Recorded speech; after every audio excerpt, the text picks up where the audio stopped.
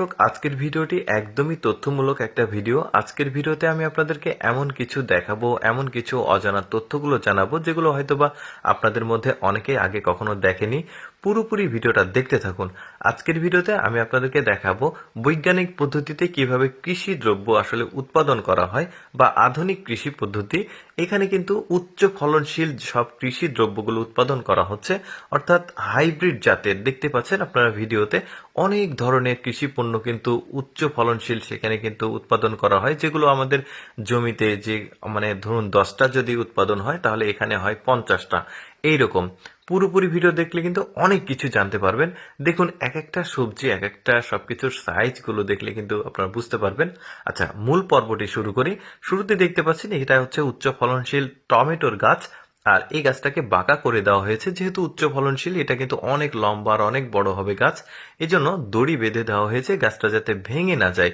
তো যাই হোক, গাছটা যখন বড় হয়েছে তখন ফল আসতে শুরু করেছে টমেটো। তো তারপরে এই টমেটোগুলোকে পরিচর্যা করার জন্য কিন্তু বিশেষ কিছু মানুষ নিয়োগ করা থাকে। যেমন এই লোকটি আসলে এখানে নিয়োগ করা আছে, তার সবসময় এই টেক কেয়ার করতে হয় এই গাছগুলোকে। এরপরে কিন্তু আরো কয়েকটা গাছ দেখাবো কিভাবে আসলে করছে। তো যাই হোক, এই যে টমেটোগুলো পেকে গেছে, সাইজগুলো দেখুন, কালারগুলো দেখুন, বেশ বড় সড়ো। আর এক একটা গাছে যে পরিমাণ টমেটো আসছে সেটা কিন্তু একদম অসাধারণ। দেখতে পাচ্ছেন কত ফলন আসছে।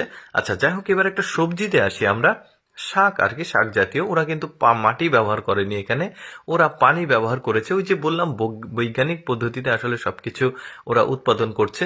শেকড়টা দেখলে বুঝতে পারবেন সেটা।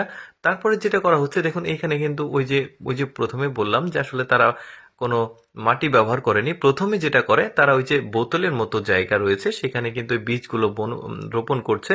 তারপরে ওই যখন একটু বড় হয়ে যায় তখন সেগুলোকে তুলে আবার আলাদা জমির মতো করে বড় একটা জায়গা করা হয়েছে যেখানে শুধুই পানি আছে। ওই পানিতে কিন্তু আসলে ওরা এটাকে রেখে দেয়। তো রেখে দিলে এটা ধীরে ধীরে বড় হয়। এই যে দেখতে পাচ্ছেন সবজিগুলো বড় হচ্ছে, আর সবকিছু রোবোটিক সিস্টেমে হচ্ছে। এরপরে উচ্চ ফলনশীল কাঁচা মরিচ দেখায় আপনাদেরকে। এই যে দেখতে পাচ্ছেন এগুলো লাগানো হয়েছে, তার টাঙিয়ে দেওয়া হয়েছে, যেহেতু গাছগুলো উচ্চ ফলনশীল অনেক বড় হয়। এই যে দেখতে পাচ্ছেন এগুলো কি পরিমাণ বড়, আর দেখুন কত উৎপাদন হয়েছে। বেশ চমৎকার লাগছে। কিন্তু আবার অনেকে আবার ক্যাপসিকাম ভাববে, ক্যাপসিকাম না, এটা কাঁচামরিচ, ওদের আর জাতের বড়। আচ্ছা, এবার এই গ্রিন হাউস যে ঘর রয়েছে, এটা কিন্তু গ্রিন হাউস সিস্টেমের মধ্যে হচ্ছে। আপনি এটা বলতে ভুলে গেছি। যাই হোক, এই এই যে শেড গুলো দেখছেন টিনের মতো, এইগুলো তাপমাত্রাকে কন্ট্রোল করে রাখে। এই বিশেষ একটা তাপমাত্রা প্রয়োজন হয় এই রুমের জন্য, বিশেষ করে সবজি চাষের জন্য। এ 7 বা 10 টেম্পারেচারের নিচে কখনো নামা যাবে না, নামলে সবজি বা ফসলগুলো নষ্ট হবে। দেখতে পাচ্ছেন এই এরিয়াতে কত পরিমাণ এই ঘরগুলো আছে, দেখতে পাচ্ছেন।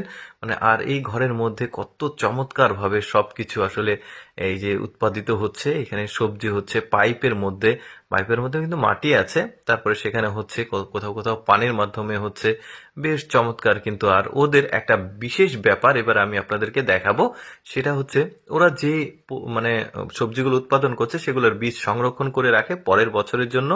আর ওদের নিজস্ব শোরুম আছে, দেখতেই পাচ্ছেন। এই যে এখানে সবকিছু ওরা যে অর্গানিক পদ্ধতিতে কোনো প্রকার কেমিক্যাল, কীটনাশক না দিয়েই ওরা এই সবজিগুলো উৎপাদন করছে। এখানে কিন্তু কাস্টমাররা এসে এখানে এই কেমিক্যাল মুক্ত জিনিসগুলো আসলে ক্রয় করে।